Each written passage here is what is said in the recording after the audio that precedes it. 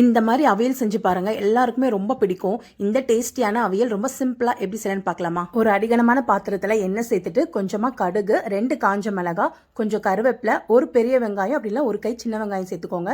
உப்பு சேர்த்து வதக்கிட்டு ஒரு பழுத்த தக்காளியை சேர்த்து வதக்கிக்கோங்க. இப்போ அவியலுக்கு தேவையான காயெல்லாம் சேர்த்து வதக்கிக்கலாம். நான் ஃபர்ஸ்ட் கமெண்ட்லையும் கேப்ஷன்லையும் கொடுத்துருக்கேன். கத்திரிக்காய், அவரைக்காய், கேரட்டு, மஞ்சள் பூசணிக்காய், உருளைக்கிழங்கு, 2 துண்டு மாங்காய் சேர்த்து வதக்கிட்டு கொஞ்சமா பீன்ஸ், 2 வாழைக்காய் சேர்த்து வதக்கிக்கோங்க. வாழைக்காய் தான் மெயின். வாழைக்காவும் மாங்காவும் சேர்த்து பண்ணுங்க, ரொம்ப நல்லா இருக்கும். இப்போ கொஞ்சம் மஞ்சள் பொடி, கல்லுப்பு சேர்த்து வதக்கிக்கோங்க.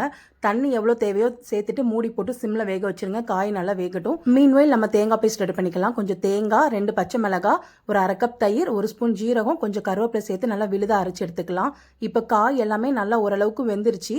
எந்த அளவு உங்களுக்கு வேகணுமோ வேக வச்சு எடுத்ததுக்கு அப்புறம் நம்ம அரைச்ச தேங்காய் பேஸ்ட்டை மிக்ஸி ஜார் வாஷ் பண்ண தண்ணி சேர்த்து நல்லா கலந்து விட்டுக்கோங்க. தேங்காய் எல்லாம் சேர்த்ததுக்கு அப்புறம் சிம்ல வச்சு ஒரு 3 மினிட்ஸ் குக் பண்ணிட்டு கடைசியா 1 ஸ்பூன் தேங்காய் சேர்த்து இறக்குனீங்கன்னா செம்ம டேஸ்டியான அவியல் ரெடி ஆயிடுச்சு. இந்த மாதிரி வீடியோஸ்க்கு நம்ம சேனலை ஃபாலோ பண்ணிக்கோங்க.